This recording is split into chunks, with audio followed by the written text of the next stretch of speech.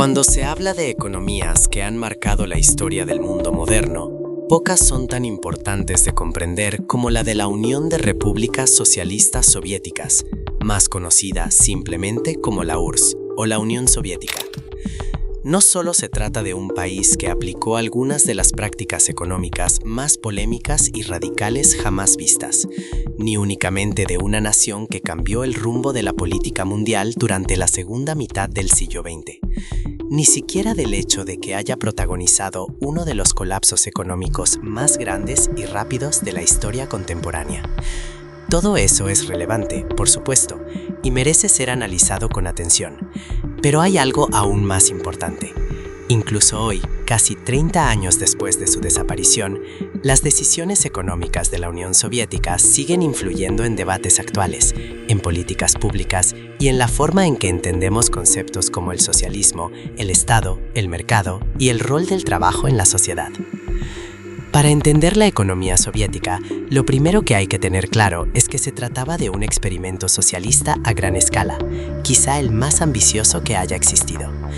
En el momento en que nació, el socialismo no era un sistema probado. No existían precedentes de una nación tan grande intentando organizar toda su economía sin mercados libres ni propiedad privada de los principales medios de producción. Rusia, en el año 1917, era un país profundamente desigual, estructurado bajo un rígido sistema de clases donde una pequeña élite formada por la realeza, altos funcionarios y terratenientes concentraba el poder, mientras la inmensa mayoría de la población sobrevivía en condiciones extremadamente precarias. Si hoy hablamos de desigualdad económica y miramos casos como Sudáfrica, que suele aparecer como uno de los países más desiguales del mundo, debemos entender que la Rusia del inicio del siglo XX hacía que incluso esas realidades parecieran moderadas en comparación. La situación se volvió insostenible cuando a esa desigualdad estructural se le sumó el peso de la Primera Guerra Mundial.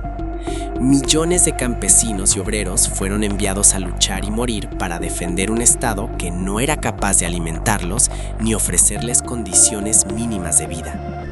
En ese contexto, el descontento social se transformó en un terreno fértil para ideas revolucionarias que proponían una explicación sencilla pero poderosa. El problema no eran los conflictos externos, sino un sistema económico donde unos pocos controlaban la riqueza producida por muchos.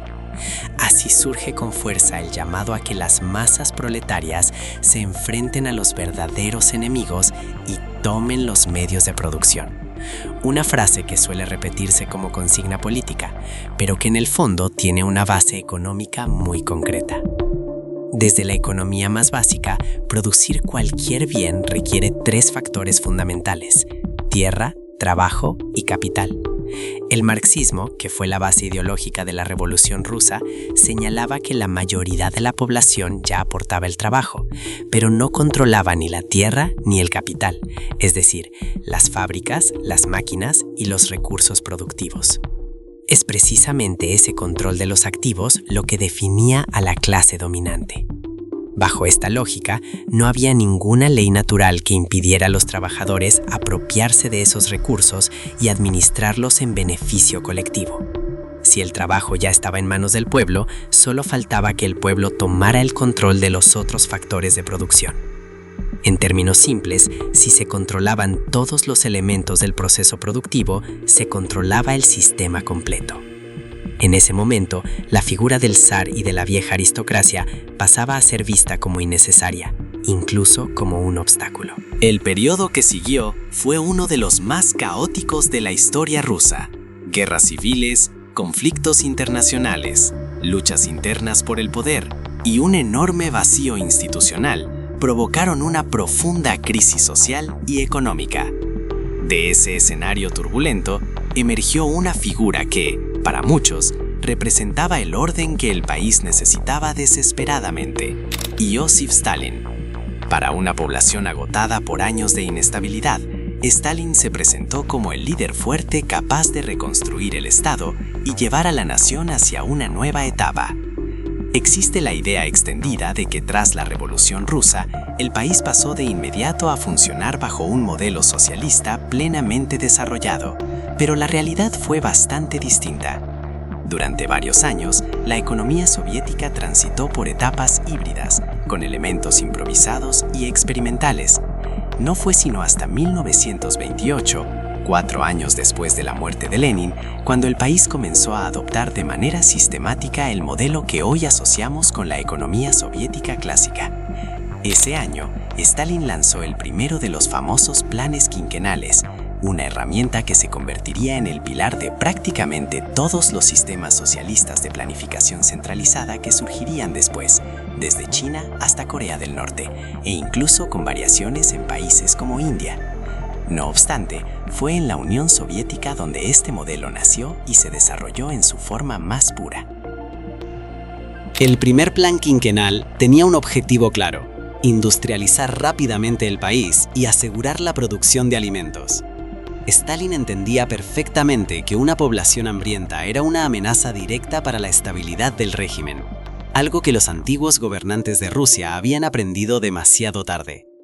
El plan establecía metas extremadamente ambiciosas y buscaba controlar cada etapa del proceso productivo, desde los insumos utilizados hasta los precios mayoristas y minoristas, pasando por plazos estrictos y cuotas de producción detalladas. En teoría, este nivel de control permitiría al Estado dirigir la economía de forma racional y eficiente. Sin embargo, en la práctica, el sistema comenzó a mostrar fallas graves casi de inmediato. Las metas de producción solían ser exageradamente optimistas y estaban desconectadas de la realidad técnica y humana del país. Al mismo tiempo, los datos que llegaban a las autoridades estaban distorsionados por el miedo y la falta de incentivos para decir la verdad. No existía una supervisión real y efectiva, ya que tanto trabajadores como gerentes temían las consecuencias de admitir errores o fracasos. Castigar a un superior podía traer represalias, pero castigar a un trabajador también era problemático, ya que ideológicamente el obrero era la base del Estado socialista. No es casualidad que la palabra soviet signifique literalmente Consejo de Trabajadores. El sistema se suponía que debía funcionar en beneficio de ellos. Ante este escenario, la solución informal que se adoptó fue simple: mentir. Se falseaban cifras, se inflaban resultados y se ajustaban reportes para cumplir, al menos sobre el papel, con las cuotas exigidas. Esta práctica se extendió por toda la cadena productiva y terminó convirtiéndose en una norma tácita. Todos sabían que los números no reflejaban la realidad, pero todos aceptaban la mentira, porque mantenerla era más seguro que desafiar al sistema. De este modo, la planificación centralizada comenzó a operar sobre información incorrecta, lo que agravó aún más los problemas estructurales. Otro de los grandes defectos del sistema soviético fue la falta de incentivos reales para mejorar el desempeño individual. En un modelo donde el Estado asigna recursos según necesidades definidas políticamente, el esfuerzo adicional de un trabajador o un gerente tenía poco impacto en su bienestar personal. Esto no significa que las personas fueran naturalmente perezosas, sino que el sistema no recompensaba la productividad extra. Curiosamente, este problema no es exclusivo del socialismo. En muchas economías capitalistas modernas, los empleados asalariados también reciben un sueldo fijo y, salvo algunos bonos, tienen pocos incentivos para esforzarse más allá de lo necesario para conservar su empleo. La diferencia es de grado, no de existencia. La apatía laboral, la baja motivación y el tiempo improductivo son fenómenos que atraviesan distintos sistemas económicos. Donde la economía soviética sí mostró una diferencia más profunda fue en la gestión de los recursos. Las decisiones no se tomaban en función de criterios económicos, como eficiencia o costos de oportunidad, sino en función de objetivos políticos. Si un sector no cumplía con las metas establecidas, la respuesta no era preguntarse por qué fallaba el sistema, sino asignarle aún más recursos.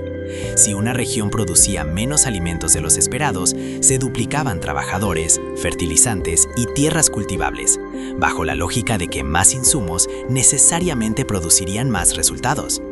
Esta forma de pensar ignoraba por completo la eficiencia y trataba la economía como una simple ecuación mecánica, donde siempre bastaba con sumar más recursos. Este enfoque podía funcionar en el corto plazo y daba la sensación de progreso, pero generaba un desperdicio enorme y sostenido. Industrias enteras sobrevivían no porque fueran útiles o eficientes, sino porque el Estado las mantenía artificialmente.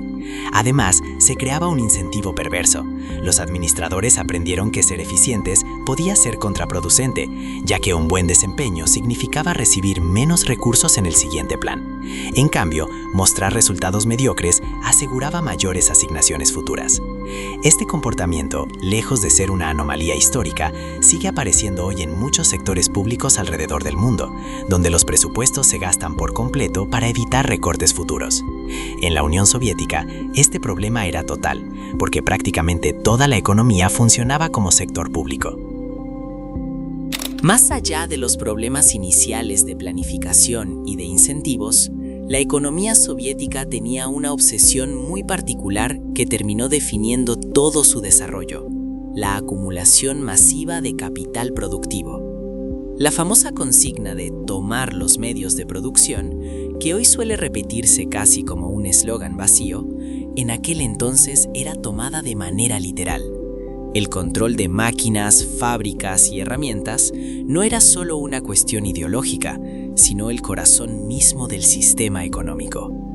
Para los planificadores soviéticos, una economía fuerte era aquella que podía producir cada vez más máquinas para producir aún más cosas en el futuro.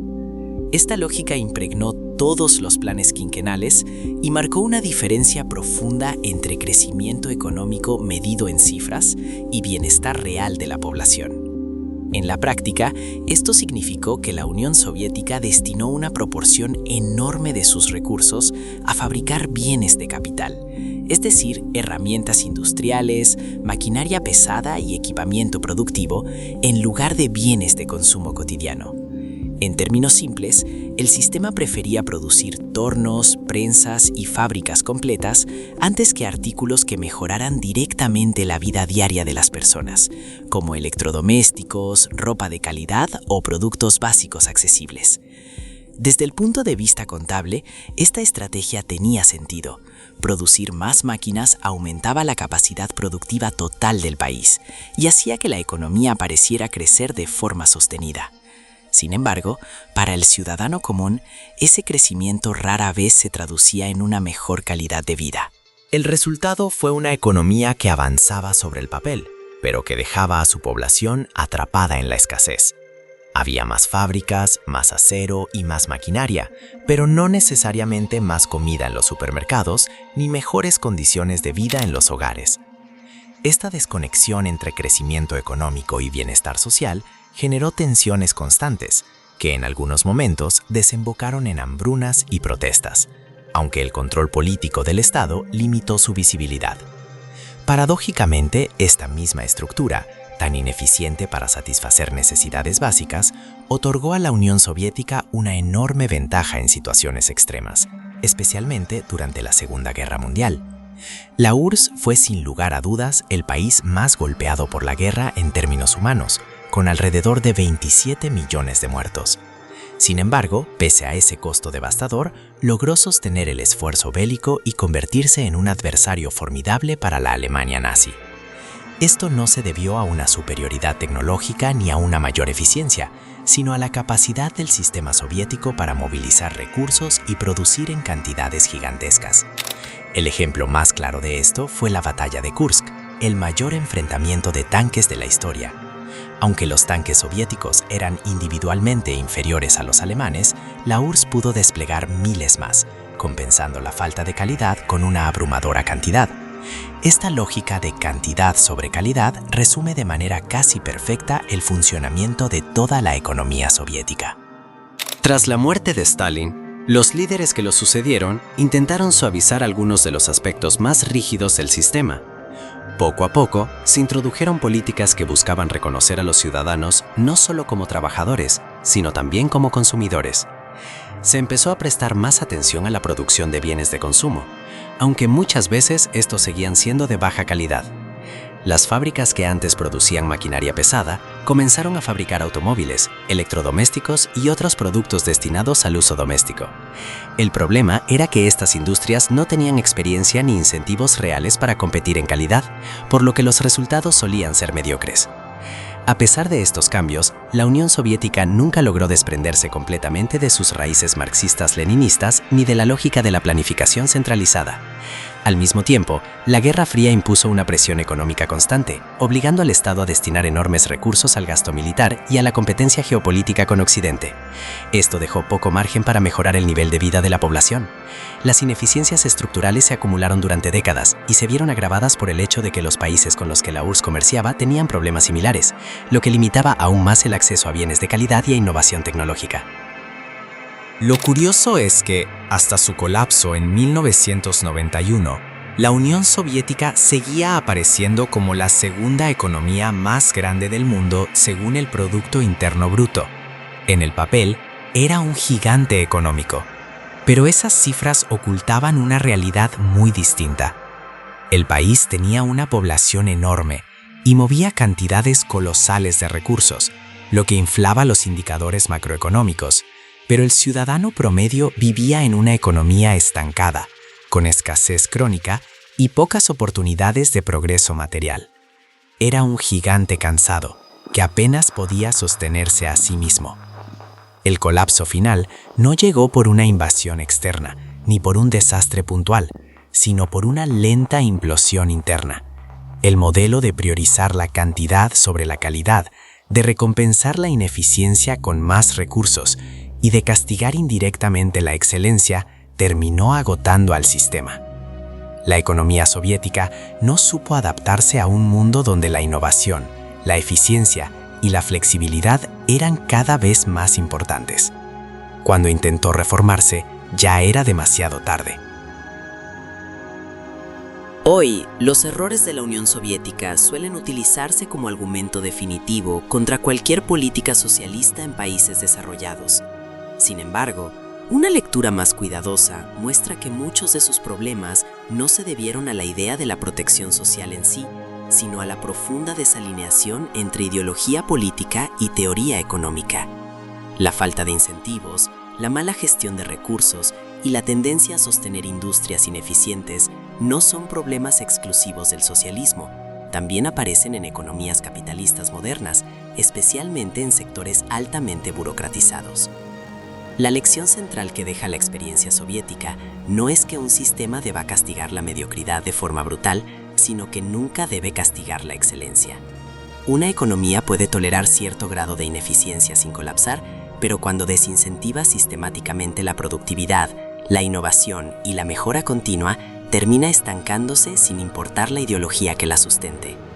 La historia de la Unión Soviética no es solo un capítulo cerrado del pasado, sino un recordatorio permanente de que las buenas intenciones políticas, si no van acompañadas de principios económicos sólidos, pueden conducir a resultados profundamente destructivos.